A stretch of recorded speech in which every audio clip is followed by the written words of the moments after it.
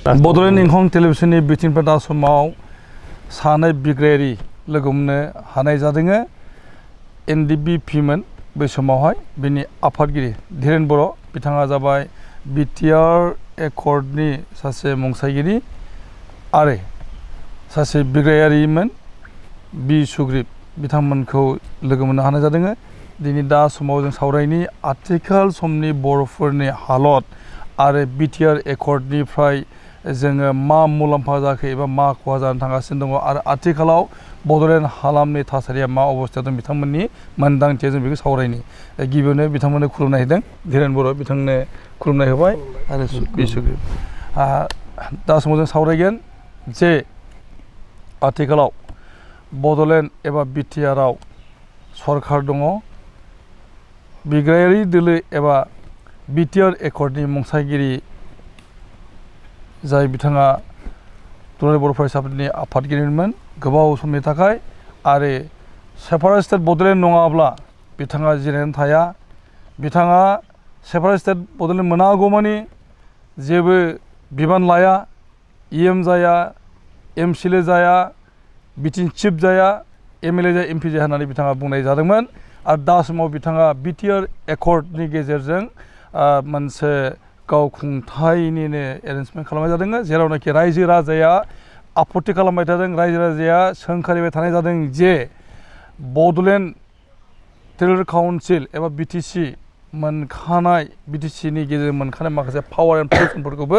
फाहायनायनि गेजेरजों बिटिआर खालामनाय जाबाय आरो बे बिटिआरनि गोबांथार पावारफोरखौ बाङाय होनानै बिटिआरनि माखासे गोहो गोनांफोरखौबो बिथाङा फाहायनानै लानाय जाबाय बेखौ बुंनाय जादों। आरो बिथाङा आथिखालाव बिटिआरनि चिफ जानानै दङ। बेखिनि बुब्लियावनो आरो मुंख'नांगौ दङ जे आथिखालाव बड'लेण्ड हालामाव फैनाय दोहोननि बिबाङा 15,000,000 फैनांगौ बिबां पेकेजनि बिबां बिटिआर एकर्डनि बादियै बोसोरथामाव 500 कौटि गासै 15 कौटि रां दोहोन फैनायनि खोथामोन बिटिआरनि डेभेलपमेन्टनि थाखाय। थांनाय साननै आगोलाव तामुलपुराव भारतनि रौनियाफोरनि हाथियारनि फेक्टरि गायसंफैनाय जादों हादरनि नखर मन्त्रि अमित शाहआ आरो बिथाङा बे हाथियार फेक्टरिनि अन्थाइ खुन्था गायसंनाय खाबुआवनो बानजायनाय मोनसे गेदेमा मेलनि गेजेराव बुंनाय जादों जे बिटिआरआव अलरेडि 1980 कौटि रां हरबाय, जेरावनाखि बोसोरथामाव 15 कौटि रां हरनांगौ दंमोन होनना बुंनाय जादों। नाथाय बे बेलायावहाय बर' रायजो राजाया बयबो गोमोदों जे 1980 कौटि रांखौ मा खालामखो प्रमद बर'आ। जों बिनि सायावबो सावरायगोन। गिबियावनो जों धीरेन बर' बिथांनिफ्राय मोनथिनानै जे आथिखालाव बड'लेण्ड हालामनि सायाव बिथाङा मा बुंनो नागिरो। धीरेन बर'। सोंथिया जोबोद गुदु गादाबाबो जों साफ्रोमबो मिथिखायो बर' हारिया जों उदां नंखायामोन। उदांस्रि नागिरनानै बर' हारिया राजखान्थियारि, समाजखान्थियारि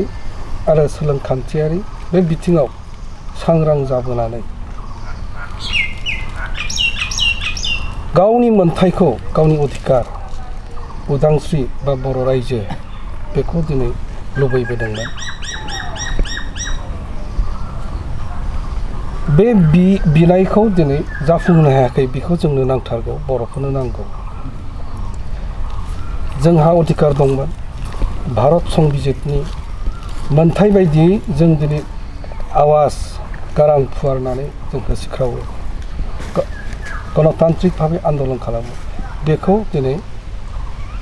भारतनि दिनै सासनगिरिफ्रा पुलिस मिलिटारिजों गादबना दोनदों। बे खार'नाव दिनै NDBआ आखायाव हाथियार लानानै दिनै सोमावसारदों आरो थारैनो बे गोहोम गोनां मोनसे सोमावसारनाया आरोबाव बर'फोरनि थामथि सुक्ति जानायाव दिनै बेबादि मोनसे थासारि लानानै फैदों। दा बेबायदि हिसाबै दाखालि 2020 27 जानुवारियाव बे मोनसे गिदिर गोहोमनि थाखायनो सुक्तिया जानानै थाङो बेवहाय दिनै रायजो राजाफ्रा एसेबो गोजोननाय गैया बेखौ फोरमायदों दाबो दावराव दावसि एनडिएफबिनि फ्राय एनडिएफबियानो दिनै बे सुक्तियाव माब्लाबाबो दिनै गोजोननाय लानानै फैनो हाया बा गोजोननाय मोना मानोना एनडिएफबिनि जिथुनाखि दाबि बियो मोनसे सभरेनटिखौ जों मोना जानो हागौ खिन्थु भारतनि संबिजितनि सिङावनो आलादा रायजोखौथ' जों मोनथारो बे खिन्थु बेबो जायैयाव दा बेखौनो खालामनानै लानो हायैयाव जोंनि बर'फोरनि गेजेराव आरोबाव मोनसे बेबादि मोनसे गोख्रों दावहा जाबावगोन बेबादि थासारि दिनै फैदों दा बेवहाय आसलथे जों दायखौ जों दा सोरनो होनो बेवहाय जों मिथिनानै मोनदों जे बर'फ्रा बिराद आन्दलन खालामबोदों आन्दलन खालामनानै दिनै मोनथाम सुक्ति जाबाय बै मोनथाम सुक्तियाव बर'फ्रा बर'फोरनि जि डिमान्ड बेबो आलादा रायजोआनोमोन खिन्थु फैयै फैयै थिग समाव जेब्ला भारत सरकारजों पलिटिकेल लेभेलाव रायलायनानै माबा मोनसे जानायनि मोनसे परिस्थिति फैयो बेखिनि समाव जोंनि बर'फ्रा खावनै खावथाम जानानै फैयो बिनिफ्राय बै सोलोगोरा सोरबा आइबि बा सोरबा दिनै पलिटिसियान दिनै जायफोर सुद पलिटिसियान बिसोरो गावसोरनि जिथुनाखि थांखि बेखौ बिथांमोना बेवहाय इमप्लिमेन्ट खालामो बा दिनै बै पलिसिखौ सोनानै दोननायाव जोंनि जाथिया सेरखाय बेरखाय जायो बिनिफ्राय गादब जानानै नासय जानानै बिदिनो ब्लेकमेल खालामनायनि उनाव बेनो जाथोंसै होननानै दिनै सुक्ति होनानै फैदों बर'फ्रा बिएससिआबो बिदिनो जादों बिएलटिनि समावबो गावनि गेजेरावनो जोबनाय समाव दावराव दावसि जादों आरो एनडिएफबिनि जि मोनसे स्ट्रागल जि मोनसे पिस एकर्ड जाबाय बेवहाय दिनै दुलाराय बर' फरायसायाबो हाबफैबाय फैबाय बे सावरायनायावबो जोंनो सोमावसारग्रा स्टेक हल्डार्सफ्रा एसेबो खुनु मोनसे पइन्टआव बिथांमोना खौसे नङामोन आरो बे खौसे नङैनि गोबां खारन दङ बेनि थाखायनो दिनै सोरबा आइबिया बेवहाय हाबफैनानै आरो बै आइबिजों दिनै बिथांमोना आखाइ मिलायनानै दिनै खामानि मावनायखाय सोरखौबा प्राधान्य होबाय सोरखौबा प्राधान्य बेबायदिनो बांसिन होनानै बेखौ गावसिनि गोसो बायदियै बेखौ मेकानिजम खालामनानै बेबादि बिटिआर सुक्ति खालामदों जाय सुक्तिखौ दिनै जोङो मोननानै बर'फ्रा लाबोबावनानै बिराद गिदिर मोनसे खैफोद जादों आरो बे खैफोदनिफ्राय जोङो दिनै बोरै बारग'गोन बेखौसो सिन्था खालामदों दिनै रायजो राजाफ्रा दिनै बर' इन्टेलेक्सुवेलफ्रा दा जोङो दिनै बर'फोरनि थासारिया बे राजखान्थि भाबै रांखान्थि भाबै आरो सामाजिक भाबै आरो दिनै जोंहा जि मोनसे सिस्टेम दंमोन जों जि सिस्टेमखौ दिनै आथिखालाव दानानै लानो हाबायमोन बे सिस्टेमखौबो गाव थांनानै थानो हानाय बा गाव खुंथाय मोनसे गोहोखौ सोमावसारनायनि गेजेरजों मोनदोंब्लाबो बेखौ दिनै सोरजोंबा लांफिनजानाय बिनिफ्राय आरो दुखुनांथाव खुनु मोनसे जाहोन थाया खुनु मोनसे एग्जाम्पल थानाय नङा बेनि मानिया एनडिएफबिनि केडारफोरा एबा एनडिएफबिनि सोद्रोमाफ्रा बिटिआर एकर्डआव गोजोननाय गैया एकदम गैया खारन दिनै जों मिथियो जोंहा बिराद गिदिर मोनसे थांखि दंमोन जों जिहेतु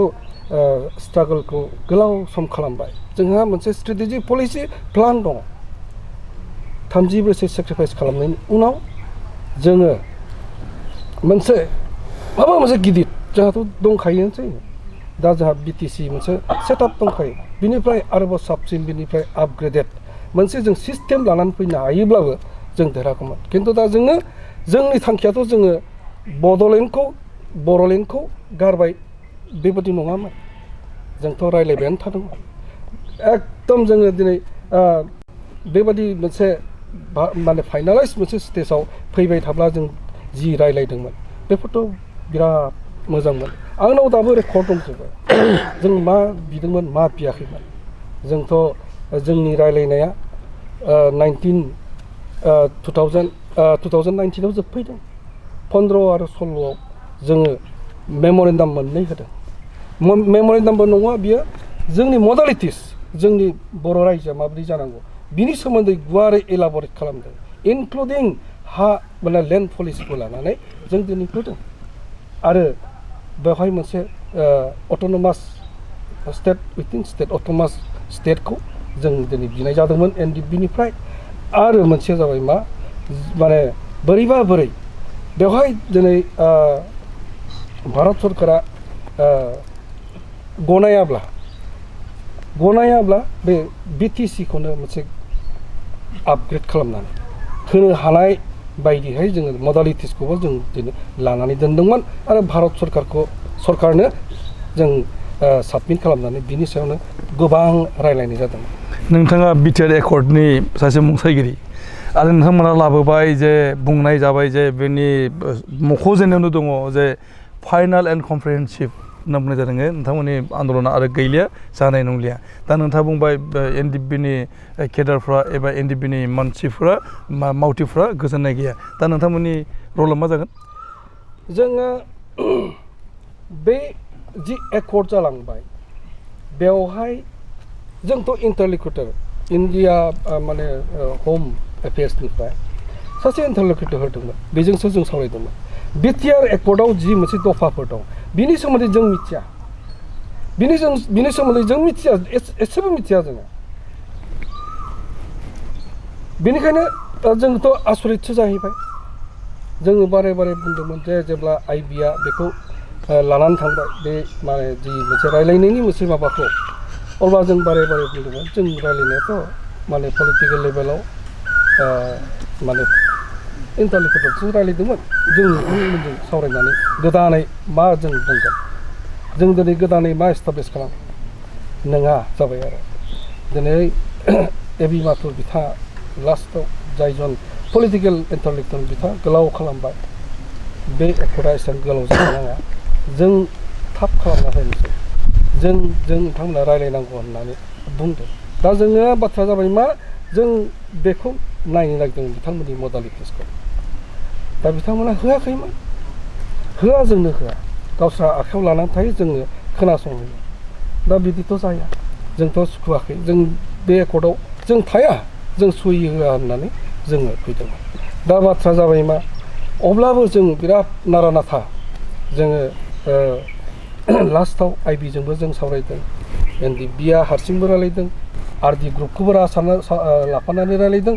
लाफायोब्ला जों गोख्रोङै माखासे खोथा बुंदोंमोन जे एकर्डआव मेइन मोनसे पइन्टआ जाबाय मा टेरिटरियेल एक्सटेनसना जाथारनांगौ गामि इनक्लुजन जानांगौ बे आरो जों एक्सक्लुजननि बाथ्राखौनो जों बुङाखै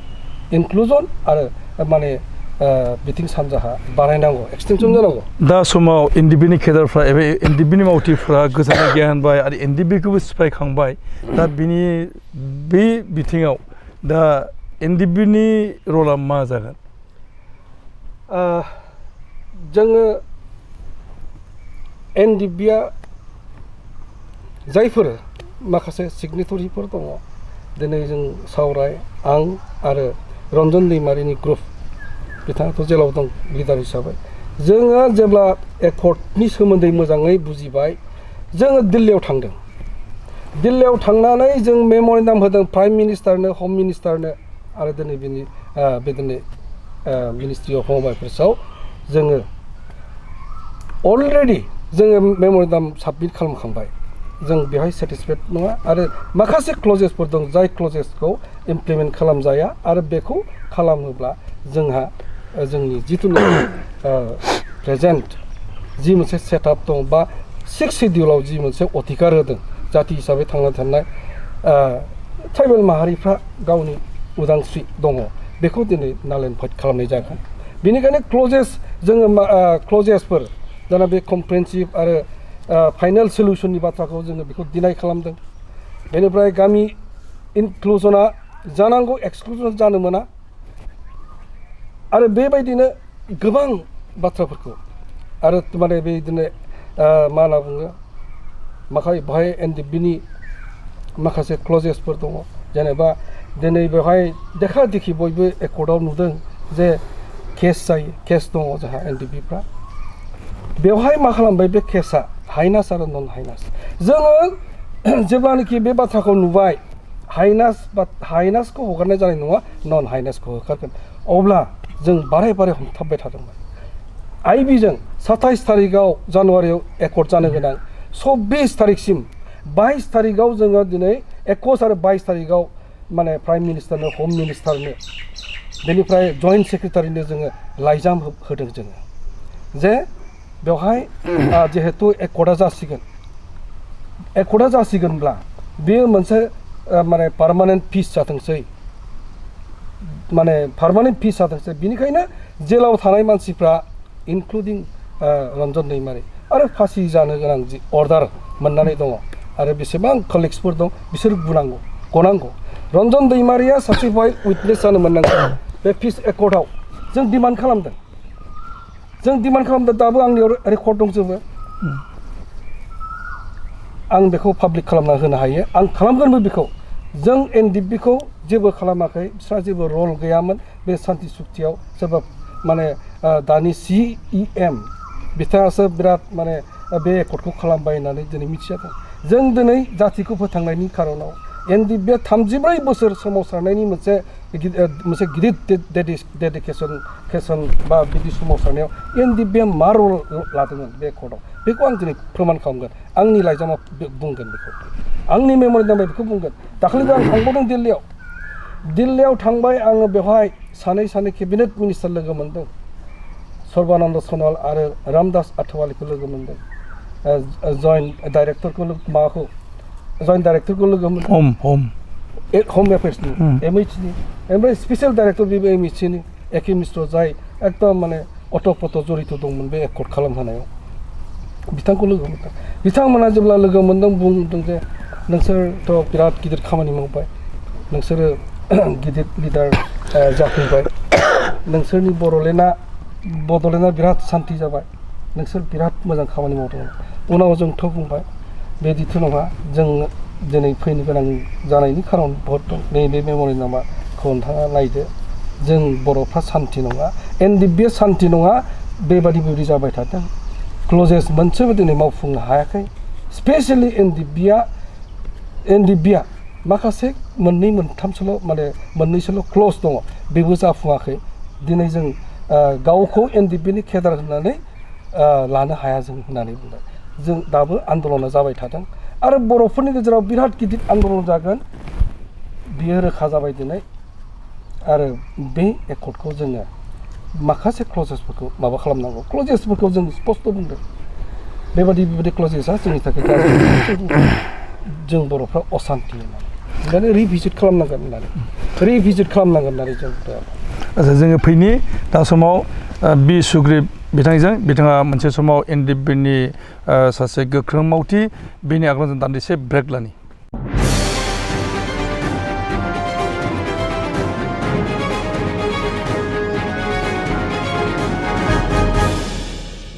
फैफिनदों दा समाव जों सावरायनि बि सुग्रीब बिथांजों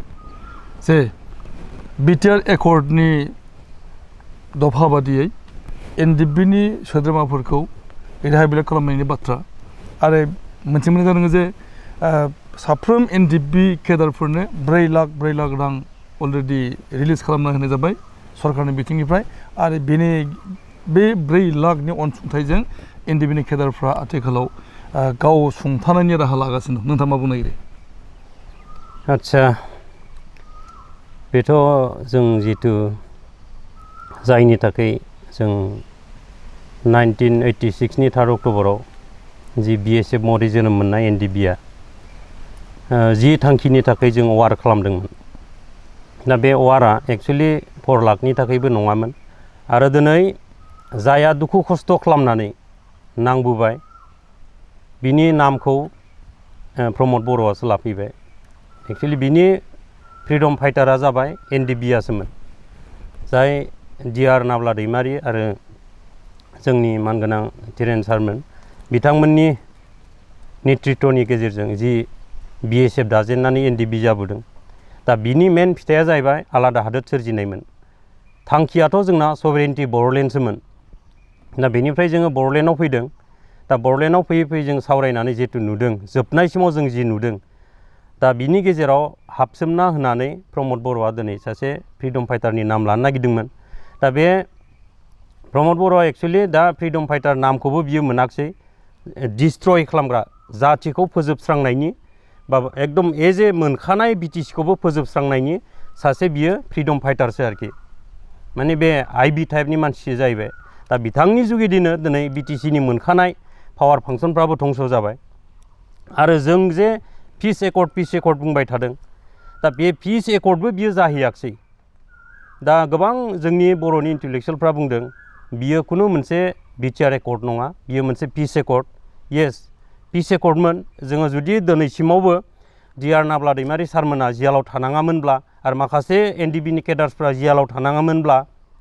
आरो जायफोर NDBनि केडार्सफ्रा दिनैसिम 34 इयार्स वार होनायनि उनाव जिखिनि जोंनि केडार्सफोर दङ बिसोरो जुदि सान्थियै न'आव थानो मोननायमोनब्ला दासिमावबो सोरबाया केस हिसाबै नागिरहैजायो दासिमावबो जोंनि जि केडार्सफोर दङ बिथांमोना 4 लाखखौबो मोनजोबाखै आरो जितु 4 लाख मोनदों होननानै बुंदों बेखौथ' आङो सिगाङावनो बुंबोदों जेब्ला NDBआ सिजफायाराव फैनानै मोनसे स्टाइपेन्ड होदोंमोन 1500 ना मा होजेनदोंमोन बिनि उनाव 2000 जादों बिनि उनाव गोबां नांलाय खमलायनि गेजेरजों जुक्ति बिजुक्तिनि गेजेरजों 6000 जादों होमबानि समफ्रावबो नैबे सुग्रेबा बुंदों सार आंनाथ' नामानो गैया माथो दाबो NDBआव जों देनां BLC फोरनि बायदि जाहैयाथ' एकर्ड जानायनि उनाव जोंना नाम लिस्टआनो ओंखारहैयाबा जों बेथ' बोसोर नांनानै थै आरो मोदोम जिउ बावसोमनानै जों दासिमावबो नामानो गैयाब्ला बोरै जागोन स्टाइपेन्डखौ आं दासिमबो मोना माथो होनना बुङैनो NDBआ बा आबसुआ जयेन्टलि बे 2020नि 27 जानुवारियाव जेब्ला एकर्ड जादों होमब्लासिमावबो आंनि नामा गैया एकर्डआ जालांबाय बिनिफ्रायसो उनाव जों माखासे खोथाफोर बे जोंनि जि दफाफोरखौ लानानै सावरायबाय थानायावसो आं गामिनि बिथांजोंबो बुंदों हाब आं नोंथांखौ केस होनाय जासिगोनलै मा आं दासिमावबो सासे एथ' सिनियर NDBआ नाम लिस्टआनो गैयाबा बोरै जानो थाखा मोननाय मोनैया बाद उननि खोथा खिन्थु NDB हिसाबै सासे केडार्सनि नामाथ' लिस्टआव थानांगौ सरकारनि आंना मानो गैया जागोनलै फंबाय जागोन होननानै बिसिबांबा गोबावनि उनाव आं मोनदों बिनि उनाव जेब्ला 4 लाख मोनबायनो होननानै आं चेकखौ मोनदों चेक मोननायनि उनाव एसे दावराव जाबाय बे हाग्रायाव गोदान थांनाय संगठन ओंखारबावबाय होमब्ला सासे गथ'आ बुंबाय आंखौ जुनियर गथ'आ नैलै सार हाग्रायाव थांफिनबायनो बे थाखाखौ उनाव मोनाबो जानो हागौ होननायखाय थांनानै आंबो गुवाहाटियाव थांना डकुमेन्टसफोर होनानै लायबाय बि लन आंलाय सानदों मा खनसेनो मोनगोन जोंनि थाखाखा 4 लाख माथो लन थन बिदिथ' आं सानाखैमोन जेब्ला नायहैबाय दा जों लाबाय 3 लाख 20 मोनदोंमोन 3 लाख 20 निफ्राय दैलि मासाव 6000 सोरनिखौबा 10000 सोरनिखौबा 12000 दानगासिनो दं दा होमबा बोरै मा जाखो बियो आं बेखौनो बुजि मोनाखै आरोखि दा जोंनि जितु NDBनि केडार्सफोर ओरैबायदि क्राइसिसआव दं दाबो सोरबा बन फाननानै जानायाव दङ दाबो दिनै सोरबाबा हाजिरा मुजिरा मावनानै जानांबाय जोंनि थांखियाथ' बिदि नङामोन आरो गोबाङा दिनै गोदो हाग्रा बंग्रायाव थानानै गोबां माइरं बोनाय बन बेबायदि जों केम्प बानायनानै थानाय गोबां वार खालामनायनि उनाव सोरबाया बे देहाफ्रा गेरेबबाय दा बेबायदि मानसिफ्रा ट्रिटमेन्ट लानोनो सहाय गैया दाखालि बावै रुनिकाटायाव सासे राबन होननाय नाम थैबाय बेबो बिथाङाबो ट्रिटमेन्ट खालामनो फैसा थाइसेबो मोनाखै दा बेबायदि अबस्थायाव दिनै जोङो आलाय सिलाय जागासिनो दं दा ओंखायनो जोङो बेखौ जों गोजोन सान्थि जों बुंनो हाया आरो जेसेबांनाखि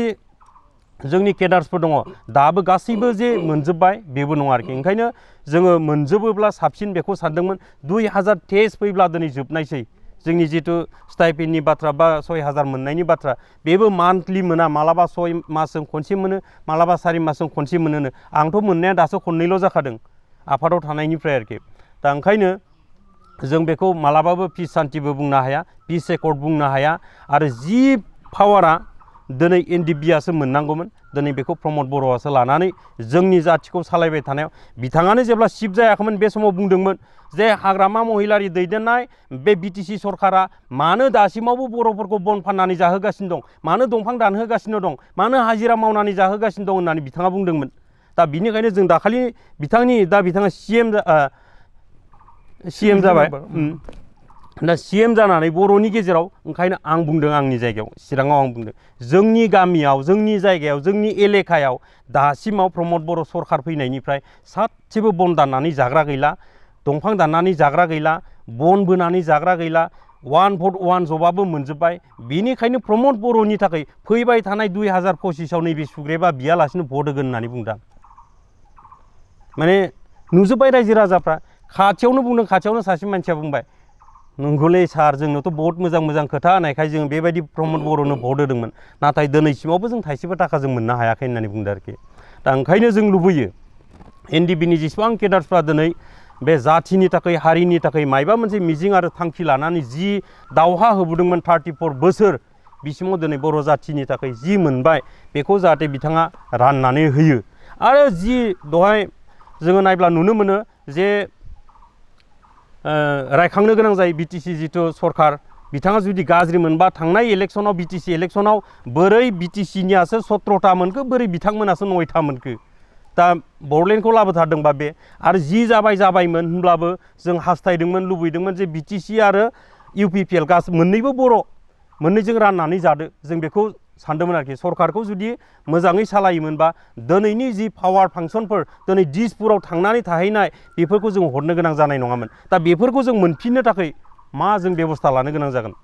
ना NDBआ हाथियार दैफिनजाथावो ना बर' रायजो राजाया दिनै ओरै सिरि थाजायो जि जिनिसखौ नुनानै दिनै हाबनो जोंनि जायगायाव नाजागासिनो दंमोन नङाबाथ' BTCआ गोदोनो बेबायदि गुबुनजों थांफानानै जातिखौ धंस' खालामनो हायो हारिखौ धंस' खालामनो हायो खिन्थु दिनै प्रमद बर' बायदिया BTCनि मोनसे दालां बायदि जानानै बिथांनि साजों फैनानै दिनै बर'नि जिथु पावार फांसन जायखौ दिनै गुबुन जातिफ्रा बेखौनो नाजाबाय थादोंमोन दिनै बिनि मुल मन्त्रफोरखौ दिनै लांजोब्बाय दा दिनै जोंनि BTRआव बा BTCआव मा दंबावो जेबो गैला गासिबो बाहायजागासिनो दं दिनै सोरबा EMआ सासे DCखौ सार होननाङोबाथ' बे लाजिथावथाव बाथ्रा सासे EMआ दिनै BTCआव मायबा मोनसे सेंसन स्किमनि थाखाय थांनांगौब्ला बिथांमोनासो एपइन्टमेन्ट लाग्रोनांगौ बेबायदि लेखा हरग्रोनांगौ आं फैदों सार आं हाबनो होगोन ना होआ ना सासे बे दरजा नेग्रानो जुदि हैलायनांगौब्ला बे बिसिबां लाजिथाव सिगांनि समफ्रावथ' बिदि नङामोन जोंनासो बाहायोमोन जोंनि BTCनि लिडारफ्रासो बाहायोमोन दिनै बेफोर गासैबो जोंनि मोनखानाय पावार फांसनफ्रा दिनै धंस' जादों लासै लासैनो जों बे बर' जाथिया मोनसे जोबस्रांनायनि लामायावसो फैगासिनो दं दा बेफोरखौनो दिनै PIL होनायफ्राव बिथांमोना दुखु मोनदों गाज्रि मोनदों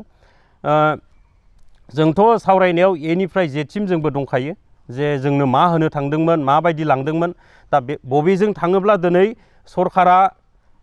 गादबना दोननो हायो बेखौसो नागिरो नालाय दा बेबायदि जोंखौ खम फैसाजोंनो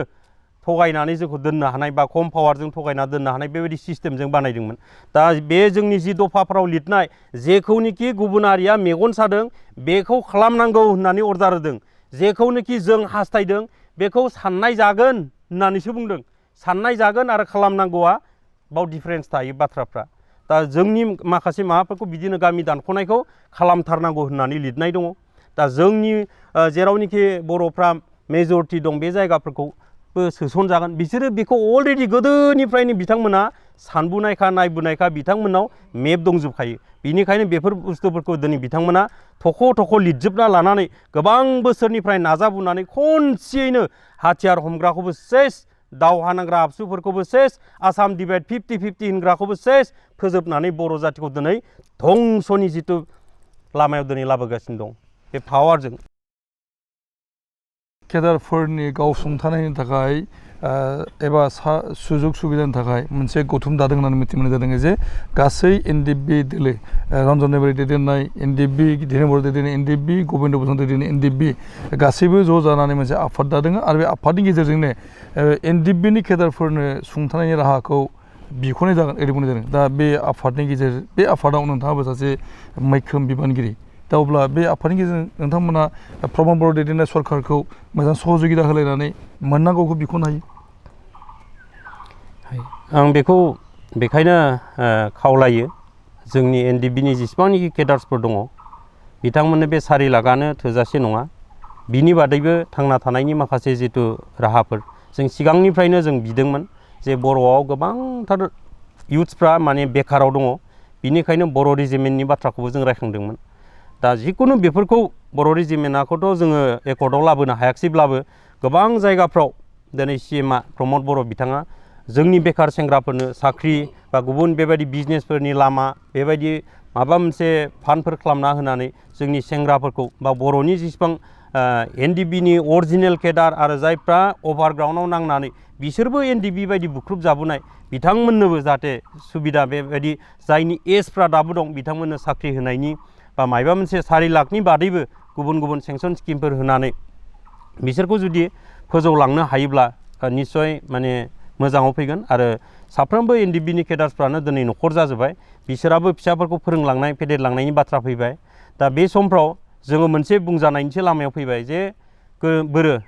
गावफोरनि फिसाफोरखौनो दिनै मोजां फोरोंलांनो हायाखिसै मायाखिसै बेबायदि मोनसे आसि थुजानाया दिनै NDBफोरनि केडार्सफोरनि बा लिडार्सफोरनि मोखाङाव फैबाय आरोखि दा जोंहाबो आंनाबो फिसालाया सासे पिउ फाइनाल लिरनानै दोनदों जों बोरै फोरोंगोन बबे स्कुलाव सोगोन माजों सोगोन नैबेबायदि मोनसे समस्याफ्रा जोंनाव गोबां नारसिनबोबाय खारन जोङो 34 बोसोरखौनो खावसे बोसोरखौनो जोङो हाग्रायाव वारावनो जों हगारजोबखाबाय आरो जोंनि देहाफ्रा बेबायदि हाजिरा मुजिरा मावना जानायनिबो देहाबो गैखाला बेनिखायनो जों खावलायदों दानि जि रुलिं गभर्नमेन्टनि CM बिथाङा बा डिपुटि बा जेसेबांनाखि बिटिआरनि लिडार्सफ्रा जोंनि NDBनि केडार्स एन्ड लिडार्स एन्ड अभाराव थानायफोर बा गामिनि रायजो राजाफोर जोंनि थाखाय बुख्रुब जानाय सुख्रुब जानाय बै रायजो राजाफोरनि थाखायबो जेरैबायदि बुंदोंमोन 1 भट 1 जब बेफोरबायदि माबाखौ बिथाङा खुगायावल' नङा एकदम प्रेक्टिकेल मावनानै जुदि होयोब्ला मोजां खालामोब्ला बे जाथिया समाजा जौगालांगोन होननानै आं सानो धीरेन बर' बिटिआर एकर्ड मथे 1500 कोटि रां हरनायनि बाथ्रा दंमोन बोसोरथामाव 250 कोटि सेन्ट्रेल गभर्नमेन्ट 250 कोटि रायजो सोरखार 500 कोटि बोसोरफायाव बोसोरथामाव 1500 कोटि रां अमित शाहआ बुंलांबाय थांनाय 9 मे खालि तामुलपुराव जे बड'लेण्ड जौगाखांनायनि थाखाय 1500 कोटिल' नङा 1980 कोटि रां अलरेडि हरबाय बड'लेण्ड सरकारनो नोंथांमोना बिनि बागै मा बुंनो नागिरो इमप्लिमेन्टेसन जितुनिखि खामानि दिनै सासे सिगनेटरिखौ प्रमदआ बहा भुल खालामदों गबिन्द बसुमतारी मोनहा बहा भुल खालामदों जों सिगनेटरि आंबो सासे सिगनेटरिखौ इनभल्भ खालामनांगौ एनि एक्टिभिटि आरो दिनै इमप्लिमेन्टेसन दा बेनि थाखाय मोनसे कमिटि बानायनानै लानाय जादों बे कमिटियाव जोंखौ सोगोन होननानै बुंदोंमोन 3 मेम्बारनि कमिटि बेवहाय आबसुनि प्रेसिडेन्ट दङ बेनिफ्राय सासे फेरेंगा दं आरो गबिन्द सासे दं 3नि बेवहाय सानसेखालि जोंखौ मानास हाग्रायाव लाना थांनानै रायलायदों बिराद गिदिर मोनसे जेराव इएमफोर दं MLAफोर दङ प्रमद बर' फैदों गबिन्दबो फैदों दा बेवहाय NDBनि जोंनिफ्रायबो सासे मेम्बार RD ग्रुपनिफ्रायबो सासे मेम्बार लानोसै होननानै मोनसे खुगानि मोनसे भार्बेल डिसिसन जादों दा बेखौ बिथांमोना खालामाखिसै दा दिनै बेवहाय 1500 कोटि बोसोरथामाव 1500 कोटि मोननायनि बाथ्रा जोंथ' रावबो मिथिया रायजो राजाफ्रा रावबो मिथिया आरो बेखौ लाबोनानै 1500 कोटिल' नङा बोसोरथाम जायैयावनो अग्रदूतनि जिथुनिखि निउस बेवहाय जों नुदों जे 1980 कोटि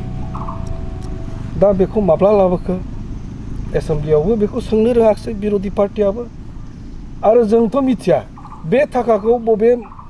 मोनसे कनस्ट्राक्सन बबे मोनसे डेभेलपमेन्ट बबे प्रजेक्टआव बाहायखो ना NDBनि सोद्रोमाफोरनो बिसोरखौ संस्थापननि खामानि मावखो मिथिया जोंथ' जेबो मोनाखै दिनै मार्टियास जों जों दिनै NDP हिसाबै जोङो बिराद मोजां मिथिखादोंमोन जे जोङो दिनै नासयजाखाबाय जों जानो गोनां एकर्डआ दिनै सोरबा प्रमदजों जाहैबाय जों नासयजाखागोन बेनिखायनो जों मोनसे ज' जानोसै जों ज'बो जाबाय नाब्लानि समावबो जों ज' जानो नागिरदोंमोन खिन्थु दिनै नाब्लाखौ जेलाव लांफिननायाथ' बे पलिटिकेल एकदम पलिटिकेल इन्टेनसन भार खारन नाब्ला थाब्ला धीरेन्द्र मोना बर' डक्टर धीरेन्द्र बर' मोना थायोब्ला जोंहा ओंखाम गोमागोन राजनितिया जोबसिगोन बेनिखायनो मास मोनसे जास्लाबैयावनो दिनै रन्जन दैमाखौ जेलाव ग्राब लानानै थांफिनदों बेवहाय दिनै प्रमद बर'आ पलिटिकेल गेम गेलेदों बिटिआरखौ पलिटिकेलाइज खालामबाय एनडिपिनि क्लज इमप्लिमेन्ट खालामनायाव दिनै बिथांमोना राजनिति खालामबाय जोंखौथ' लायाखिसै दा दिनै इमप्लिमेन्टेसना मा जादों मा जायाखै जोंबो मिथिया बे 1500 कोटि बा 19 कोटिखौ मा खालामगोन जोंथ' मिथिया बेनिफ्राय दा जाबाय मा जोंहाथ' बहुत क्लजाव दंबावोमोन मार्टियार्सफोर दङ जोंहा नङा होमबा 300 350 माने 3500 मार्टियार्सफोर दङ दाखालि मा जादों मिथिबायना लास्ट इमप्लिमेन्टेसननि बाथ्रा लानानै फेब्रुवारिनि 14 तारिखआव गुवाहाटीयाव मोनसे बिराद गिदिर लास्ट मोनसे मिटिं जादों जेरावहाय DIG थादों DIG थादों IGP थादों ADGP थादों आरो दिनै माखासे दिनै बे कमिटिनि मानसिफोर थादों आरो दा बेवहाय आंखौबो लिंहरनाय जाबाय आंखौथ' इनभल्भ खालामाखैमोन खारन आंखौ एभयड खालामखादों बिथांमोना दा जोंनि एनडिपिनि सोमोन्दै एनडिपिनि समयसाखौ लानानै जों रायलायनायनि खुनु मोनसे परिबेसखौनो मोनासै 3 तारिखआव थांनाय बाराव बिसोरो फेब्रुवारियाव बै फेब्रुवारि थांनाय बाराव आंखौ लेंहरबा आङो 10टा पइन्टनि मेम'रेन्डाम मोनसे लाना थांदों बेवहायथ' फारि आङो एडिजि साब चेयारमेनखौनो फरायहोदों जे नैबायदि बेबायदि जोंहा जेंना दं जोंनि गथ'फ्रा लिस्टआनो हाबजोबासै नङा होमबा जोंहा दिनै मार्टियार्सफोर दं मार्टियार्सफोरा दिनै फैसा मोनाखै जोंहा दिनै अभारग्राउन्डआव मानसिफोर दङ अभारग्राउन्डआव फैसा होनो साबलम्बिनि गेजेरजों बिसोरनो संस्थापन होनायनि खोथा दंखायो बेखौ केबिनेट टाइप बेबायदि मोनसे मिटिङावनो लाखानाय दा बेखौबो होगोन जाहैबाय खिन्थु दिनै माने बेबायदि होलायनाय मोनलायनायाव ओरैबायदि राजनिति जाबाय दिनै एनडिपि आंनि ग्रुप ओमफ्राय रन्जन दैमारि ग्रुपनि केडारफोरखौ बिथांमोना गालांजोब्बाय जाया दिनै 1.5 बोसोरनि बारा 2 बोसोर जाबाय एकर्ड जानाया दिनैसिम माने जोङो गावखौनो एनडिपि होननानै बुंना लानो हाया दा बेवहाय गोबां बाथ्रा फैदों बाहाय दङ जों माने माखासे जेनेबा फैसा थाखा होबाय बेबो बेंकआवसो दहाय लन लानानैसो जों बख'नांदों सानफ्रोमबो जैदिनखालि लादों अखानायनिफ्राय सुद होनांदों जोङो आंबो लानांदों आंहाथ' जेबो गैखाथाराना आङो दिनै बेखौ लानानै थाबाय सुद होबाय थानांदों दा मा जाखो जोंहा बे 4 लाख मोननायनि मा मिनिं जाखो जों होनो हायाबाथ' 4 लाखा जिर' जाहैबाय दा बेबायदि मोनसे जादों आङो दिनै मा बुंदों बेवहाय दिनै एनडिपिआ दिनै 4 लाख मोनदों बियो दिनैनि माने फोथाराव दिनैनि समाव बियो बिराद खम बिनिखायनो बिटिआर गभर्नमेन्टआबो 2 लाख थाखा होनायनि खोथा बुंदोंमोन बिथाङाबो दा 4 लाखजों 2 लाखखौ एड खालामना होयोब्ला जों एनडिपिआ खुसि जागोन एसेबाबो खुसि जागोन होननानै आं बुंदों बेनिफ्राय बै जिथुनाखि फिक्स डिप'जिट दं बेखौ फिक्स डिप'जिटनिफ्राय उदां खालामना होनांगौ जाहाथे सुद होआबासिनो बेखौ माबा मोनसे फिसा बिला प्रजेक्ट मावनानै खालामनानै जानो हायो गथ'फ्रा मोजां प्रजेक्ट खालामनानै बा दिनै दाउ अमा फिसिनानैबाबो जानो हागोन बेखिनि थाखाखौ जहै मोनोबा होननानै बेखौ उदां खालामनांगौ आङो बहुद खोथा बुंब्ला बेवहाय दिनै सोर दंमोन दिपेन बर' दङ गबिन्द बसुमतारी दं दिनै फेरेंगा दं सावरायग्रा दं बेनिफ्राय दिनै अनजालु दङ गासैबो दंजोबो बिथांमोना बै आंनि बुंनायाव सासेबो सापर्ट खालामासै बिथांमोना एकदम जों सरकारनि मानसि जोङो दिनै सरकारजों अंखिदारि जोंहाय जेबो बुंनो हानायनि मोन्थाय गैया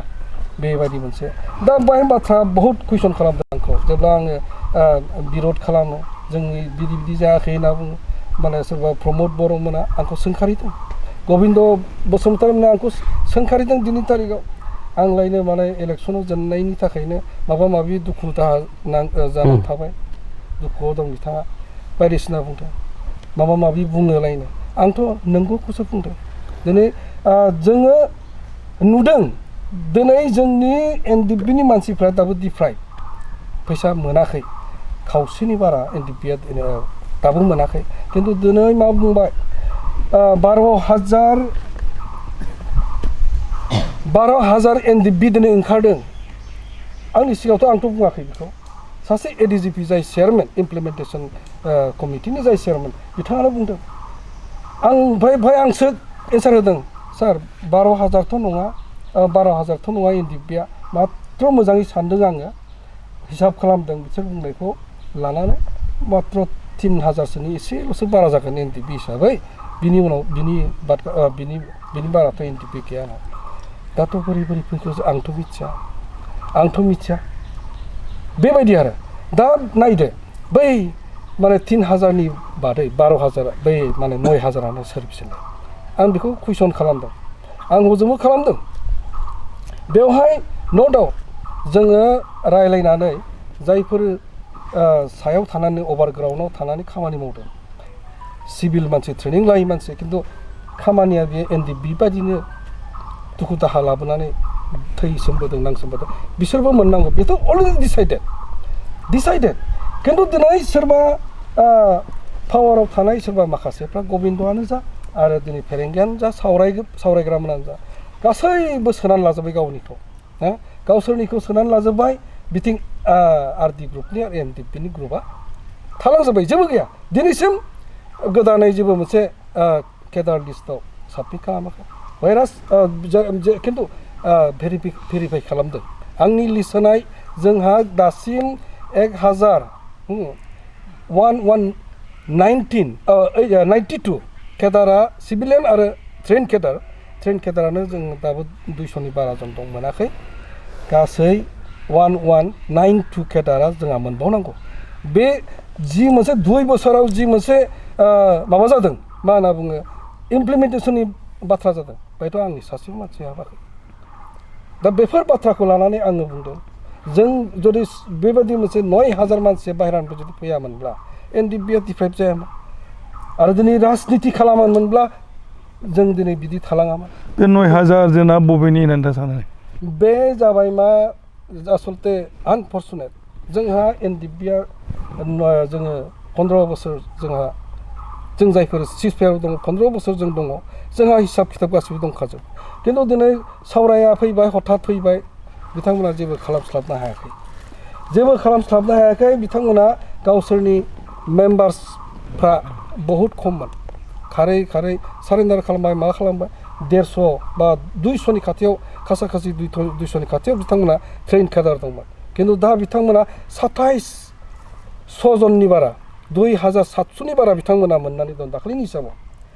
हिसाबाव अब्ला बेखौ गभर्नमेन्टआबो मिथियो बे दिनै कमिटियाबो मिथियो बे माने ट्रेन केदारा मात्र 200 जनसोल' जागोन बिनि उनाव गासैबो बिसोरो सिभिल मानसि ट्रेनिं लायै मानसि बिसोरो सोरबा माने नन ट्रेन मानसि दा बेखौ मिथियो दा बेखौ मोननायावबो जोंहा आपत्ति गैया खिन्थु माखासेनिखौ खावसेखौ मानो गारलांखो बेवहाय बुंनांगौ बाथ्रा दं जोंहाबोथ' लिस्ट दङ जों साबमिट खालामखांबाय जोंनि लिस्टआ दाबो एक्सेप्ट जायाखै एप्रुभाल जायाखै दा जानांगौ बेखौ बुंदों बेवहाय जोंनि थाखाय बुंग्रा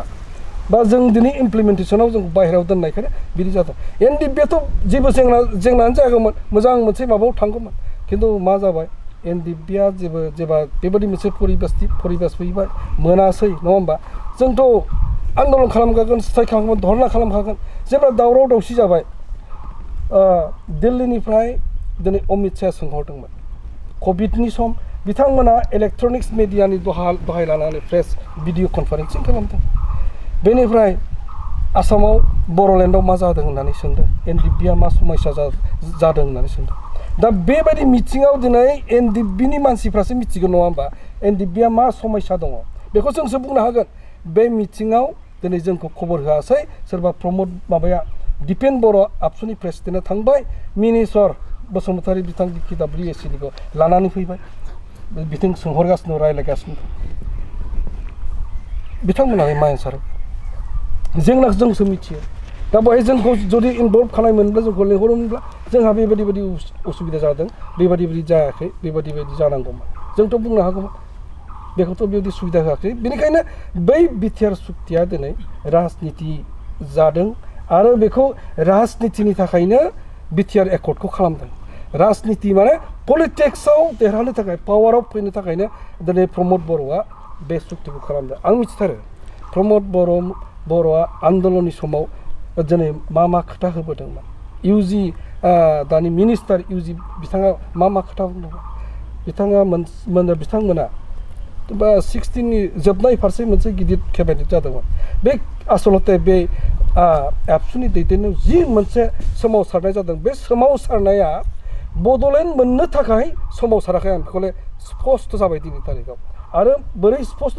जादों होननानै आं बुंनो हायो जेब्ला केबिनेट जादोंमोन बेवहाय इउजिआ फार्स्ट लेक्सार होदों बिराद गम्भीर भाबै गावखौ सिगां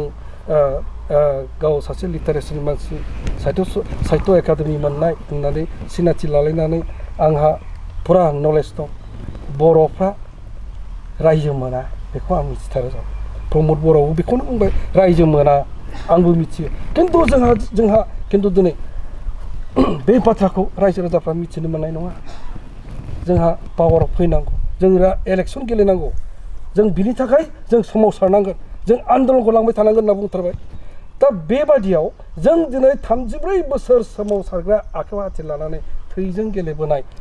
बै सोद्रोमाफ्रा एनडिपिना बोरै सहायनो हानो बेखौ मिथिथारबाय आं मिथिथारो प्रमद बर' इउजि मोना एबसुनि बेसेबां दङ सोमावसारब्लाबो रायजो मोना होननानै फोथायनानै दिनै बिथांमोना गिदिर आन्दलन खालामदों राजा लामायाव जथे होदों ट्रेनाव दिनै बिथांमोना सानफा जहोदों मानि थाखाय पावारनि थाखाय आरो दिनै बिथांमोना मिथिखायो 15 बोसोर सावरायनायनि उनाव पलिटिकेल इन्टारलिकुटर एबि माथुरा सानसेखालि जों दिल्लीयावनो दंमोन प्रमद बर' आं आरो गबिन्द बसुमतारीखौ जोंखौ ज' लेंहरदों एबि माथुरा गावनि एकदम हाइलि सिकिउरिटि मोनसे गावनि अफिसाव लेंहरदों बेनिफ्राय जोंखौ लेंहरनानै बुंबाय जे बेफोर बिराद गिदिर मोनसे फाइल लाना फैदोंमोन गावनि सिङाव दोनदों बे फाइला एनडिपिनि जाबाय 15 बोसोर सावरायबाय जोंनि सावरायनाया जोब्बाय माने भारत सरकारा एनडिपिजोंनो सुक्ति खालामसिगोन स्पष्ट बुंदों प्रमद बर' नोङो दावराव दावसि खालामनांला नोंनि गथ'फोरखौ एसे बादा होदो एसे बुंदो दावराव दावसि खालामनांला एकर्डआ एनडिपिजोंसो जासिगोन बे बाथ्राखौ दिनै बुंनायनि उनाव बियो 2018 नि मार्चनि 18 थारिखआव बे खोथा आं गोसोआव दं बे खोथाखौ आरो दिल्लीयाव बे बाथ्राखौ बुंनायनि उनाव बिराद सिरियास जाबाय सेस बिदिब्ला जेब्लानाखि जोङो सावरायनानै ओंखारबाय बाहेरायाव बुंबाय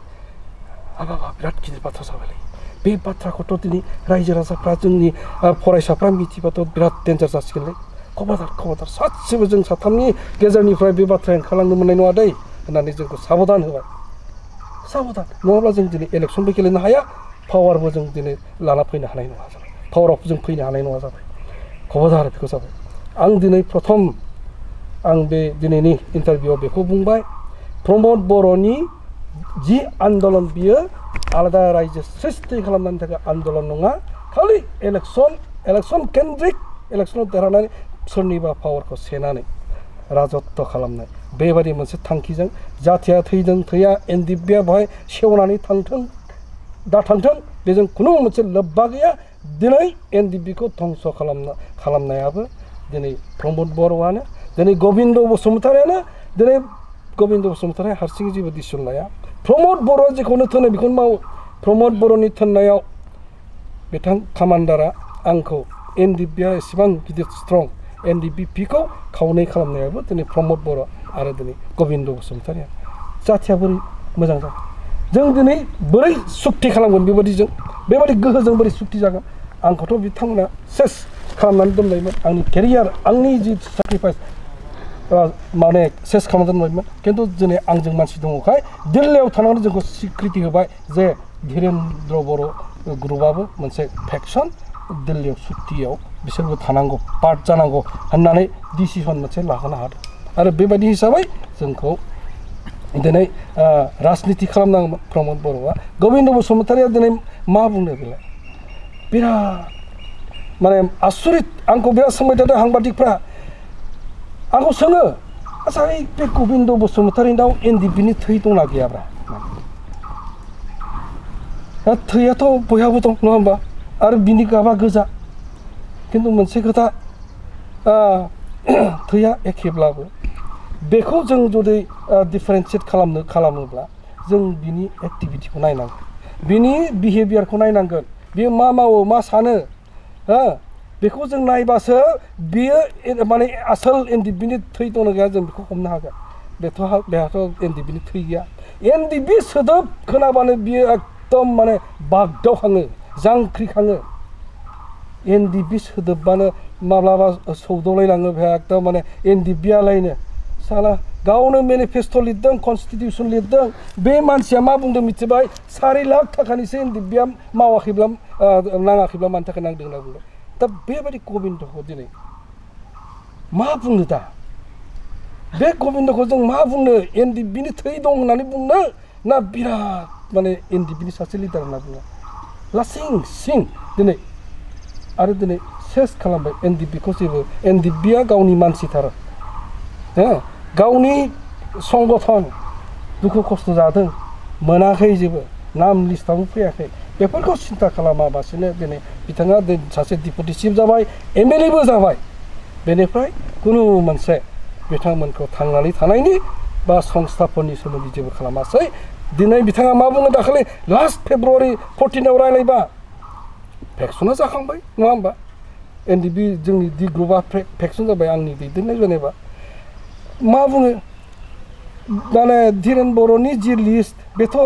आंनियानो लिस्टआ आंनि होनायानो धीरेन बर'निबो लिस्टआ आसुरित ओहो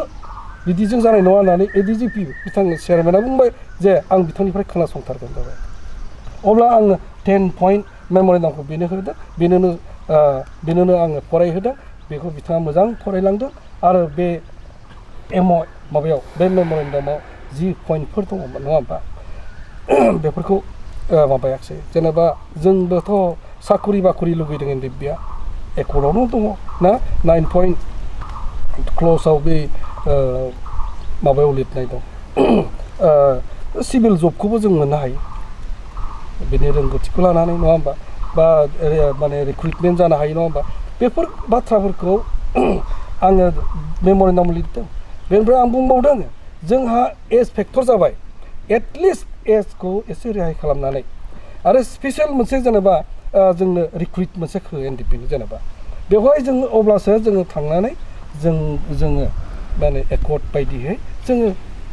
मोननांगौखिनिखौ मोनगोन दा एज ए हल जेनेरेलि जे रिक्रुइट जायो बेवहाय थांनानैथ' जोंनि मानसिफ्रा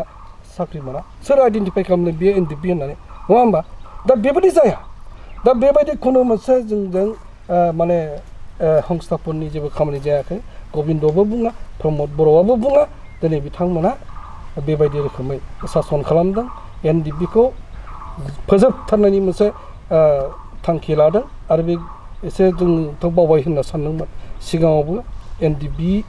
एनडिपि दुखु खस्थ' रासिन दुखु खस्थ' मोननाया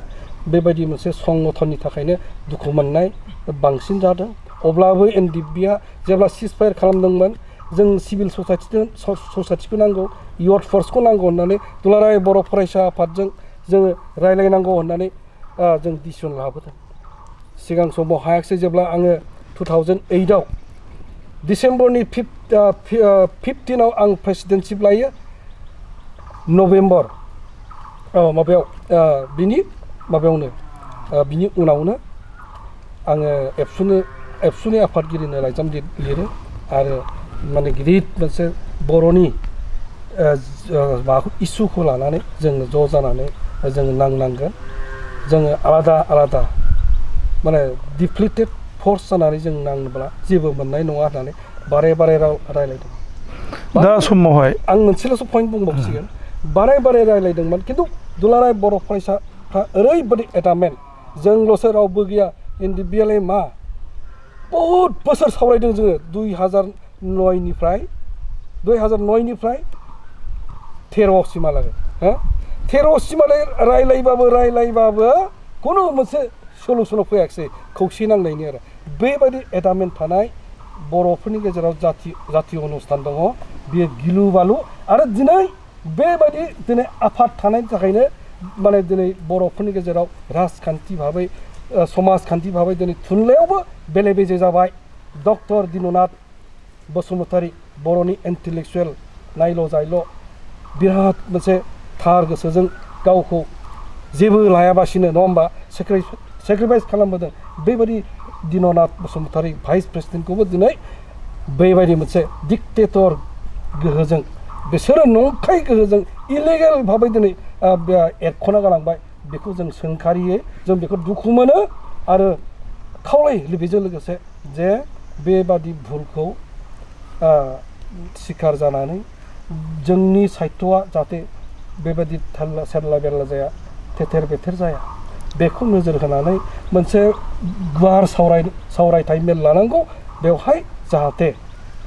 एरख'जानाय जोंनि भाइस प्रेसिडेन्टखौ बर' जातिनो नांगौ लाबोफिननायनि मोनसे परिबेस होयो बिटिआर एकर्डनि समावहाय कमप्रिहेन्सिभ फाइनाल सलिउसन होननानै बुंनाय जाबाय आरो बिनि थाखाय नोंथांमोना सेपारेट बड'लेण्डनि गासै सिमांखौनो तेर खालामनाय जादों बबेखानि दा समाव बनसु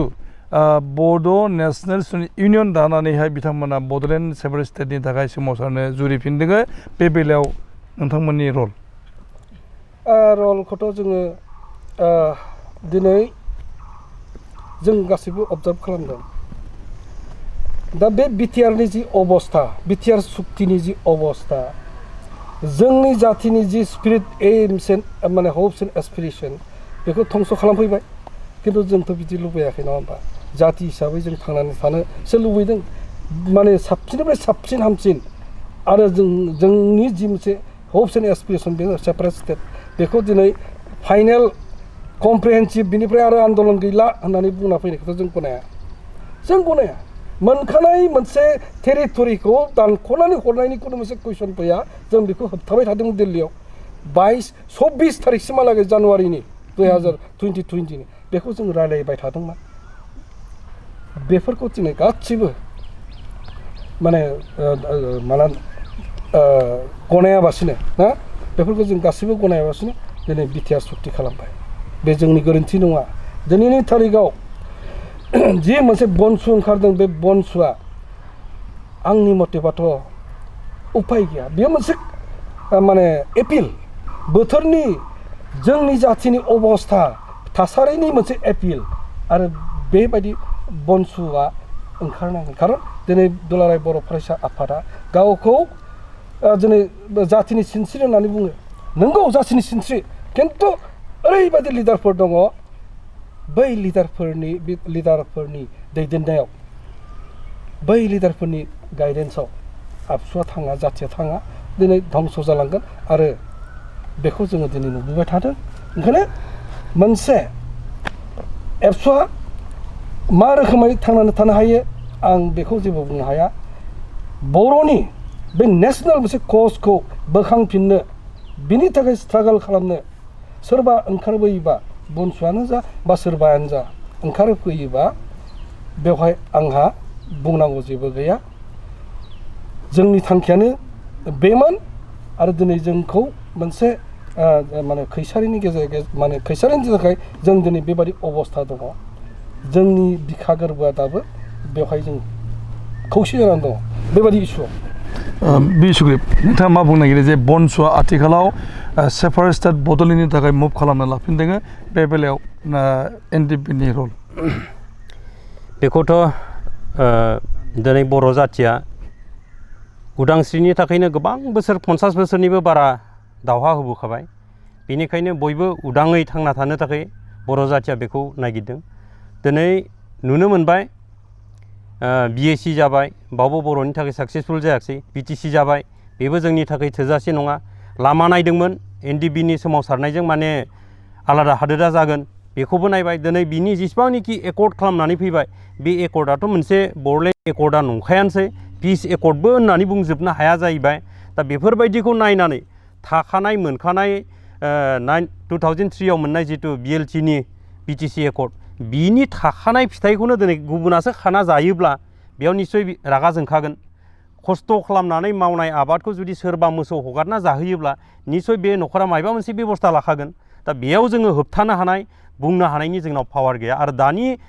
जि बर'नि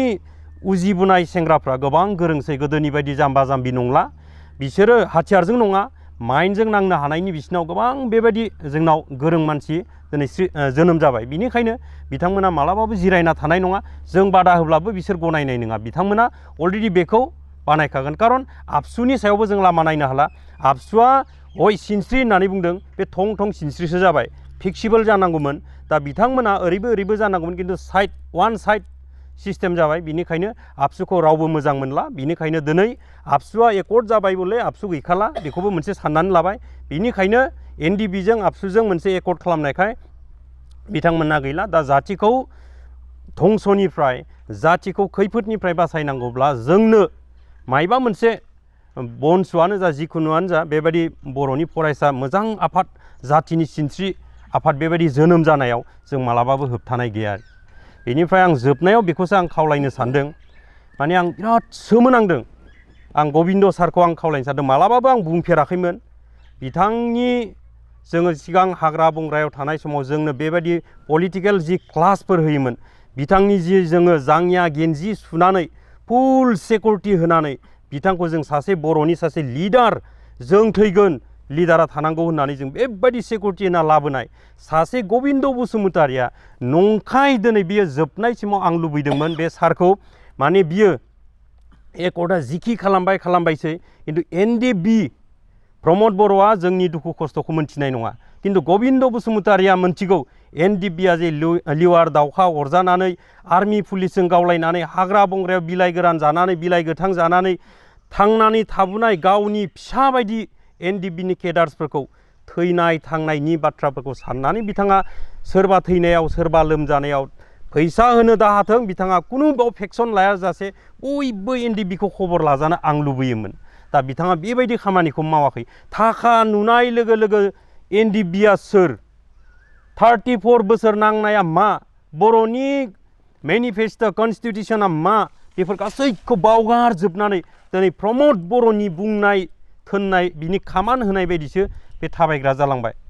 आं बेखौ मोनसे समाव नोजोर होदों जेब्ला जों भुटान बे गेलेमफुङाव रायलायनो थांदोंमोन बे समफ्राव जोङो जमा रायलायो सारबो दंमोन खिन्थु जेब्ला बिसोरो ओंखारो प्रमद बर'जों बिजों एकदम गोसथोलायनाय बायदि प्रमद गावनि गारिखौ गारनानै प्रमदनि गारियाव थ्रोब नङाला गावनि जायगायाव प्रमदा थ्रोब हाबलायनानै बिसोर मा रायलायो बिसोरनि खोथा आरोखि दिनै बिनिखायनो प्रमद बर'आ सासे एक्सपेल खालामग्रानि बियो सासे मास्टार माइन्ड एनडिबिनिखौबो जोंनि धीरेन बर' सारखौ एक्सपेल खालामनायनि मास्टार माइन्डआ बेनो दिनै साहित्य सभायावबो जोङो दिनै नुनो मोनबाय जाय साहित्य सभानि भाइस प्रेसिडेन्ट बिथांखौबो जेबो खुनु मोनसे कुइसन खालामालासिनो दिनै एक्सपेल खालामनाय बेबायदि एक्सपेल खालामबाय खालि एक्सपेलल' जेब्राराम मुसाहारिखौबो एक्सपेल खालामबाय बे एक्सपेलनि माबाजोंनो बियो लाबोदों माने गासैखौबो एसे खर' दैखोबानो बुख्रेबनानै गावसोर राजा जानायनि आरोखि दिनै ओरैबायदि सोमोनांबाय आं थाइसे थाइनै थाखानि थाखाय जोंनि दानि जि दिपुटिबो होनजायो एमएलएबो होनजायो गबिन्द बसुमतारी सारा जे मोननै बिबान लालायनानै बेखौथ' दिनै संसाराव लबिसो होनना बुंसिगोन बियो थैनायसै समाव बोराय बैसो समाव बिराद गिदिर मान सन्मान लानानै बिथाङा बे संसारनिफ्राय नागारलाङोबा बियो बिराद रेसपेक्ट मोनगौमोन आंखौ सासे मानसिया बुंहरदों ओइ आमोखा सुग्रेब नोंथाङा जेराव दं बावनो था थैनोबो इउपिपिएल आरो आबसुआव दा फैथार नोङो मोनजायाबाबो राननानै बावनो था आं बाव फैनानै नुफैबाय होननानै बुंदों बियो जेबो गैया ओरैबायदि डेन्जार गोजा होननानै बेबायदि माने गबिन्द सारनि खोथाखौ लानानै बाथ्रा बुंदों आरोखि खिन्थु जायफ्रा दिनै गबिन्द सारनिफ्राय थाइसे थाइनै मोनजादों बिसोरल' गुन गायदों आरोखि बांसिन एनडिबिनि गथ'फ्रानो दिनै दुखु मोनजोबनानै दं बे सार गबिन्दनि सायाव आरोखि जुदि बिथाङा मोजाङै थायोमोनब्ला मोजां खालामोमोनब्ला बयजोंबो बाख्नाय जागौमोन सासे रिभलिउसनारि हिसाबै बाख्नाय जागौमोन सासे बियो जातिनि नांग्रा सासे फ्रिडम फाइटारनि लिडार होननानै मान मोनगौमोन खिन्थु बेबायदि मोननाय नंला बिथाङा दिनै फ्रिडम फाइटारनि जायगायाव मानि लबि फाइटारसो मोनसिगोन आरोखि दा बोरायथार समावसो बियो दिनै जोंखौ गोबां खोथाफोरजों बुरखायबोबाय बुंबोबाय थाखा फैसाया देरसिन नङा सानसे जागोन बेबायदि जागोन बर'लेण्ड मोनबा बिदि जागोन सारा जोंनि धीरेन बर' सारा जेब्ला रुलिं गभर्नमेन्ट सरकारजों थानानै जों बाथ्रा बुंनांगौलै जोङो मोजां लाबोनोसै होनना बुंब्ला एकदम मोसा बायदि सोगोमनानै बाथ्रा बुङोमोन मालाबाबो जों आलादा बर'लेण्डनि बादै खुनु मोनसे आं थैब्लाबो सहि होआ आं एमएलए जाया एमपि जाया प्रमद बर'आबो बे गुनखौनो गायबोदोंमोन आं मालाबाबो आसाम डिबेट 50 खालामनो हायाबा एमएलएबो जाया एमपिबो जाया इएमबो जाया जिएमबो जाया होनग्राफ्रा सानैजों ओरैबायदि मिलायदेरबाय आलु लाब्रा ओरैबायदि नागारलायनो हाखाया आरोखि दा बेबायदिजोंसो सरखार दैदेनगासिनो दं दा मानो नांदोंमोन जाथिया 50 बोसोरनि बारा बर' जाथिया मानो नांदोंमोन बेबायदि मालायजों आदि सरखार सालायनोसो नांदोंमोन नामा बेबायदि मोनखानाय पावार फांसनफोरखौ हरजोबनोसो नांदोंमोन नामा बेबायदि हानि बिथाफ्राव दिनै जि जायगायाव दिनै गुबुनारिफ्रा गिबायमोन ट्राइबेल बेल एन्ड ब्लकआव जोंहा नाम जारि जाया हा फाननो जासियोमोन बेंटल बायदियाव दिनै बेंटल बायदियाव गुबुनारिफ्रा हा बायनो जासिग्राफ्रा दिनै मा खालामबाय पावार फांसन मोननाय लोगो लोगो उरि हाफाव बायदि लुखोबाय दिनै न'आ मानो सोर होखो पावारा दिनै बिटिआरआ होबाय जेबो गैला दिनै बिथांमोनासो जोंनिफ्राय हा बायै बायै न' लुगासिनो दं जोंनि बर'आ सिगां जेरै बन फानना जादों जेरै हाजिरा मावना जादों जेरै एकदम खामला मावनानै जादों बे एखे अबस्थायावनो दं मानो दिनै बेंगालरफ्राव थांनो गोनां जादों बेफोरनो बर'नि समस्याखौ बेबायदि गरिब गुन्द्राफोरखौ समाधान खालामनो होननानै नांबोनाया बोरो दिनै मा लाबोनो हाखो दा जों गोबांथार सावरायबाय आरो फैबाय थानाय समावहाय बर' हारि थामोन्थानि बागै गोबांथार सावरायनांगौ दङ दा जोंनो बेखिनि बुब्लियाव जों मिथिनो मोन्दों जे एनडिएफबिआ बर' हारि थामोन्थानि थाखाय दासिमबो गोसो गुदुं जानानै दङ नाथाय बिथांमोना खैसाराव गोग्लैनानै सुक्ति खालामदोंमोन आरो सुक्ति खालामनायनि उनाव बिथांमोना दिसाहारा जानानै दङ फैबाय थानाय समाव बिथांमोना बन सुनि सोमावसारनायखौ मदद खालामनो थाखाय थाम थिम जादों दिनै सावरायनायखौ फोजोबबाय गोजोनथों खुलुमबाय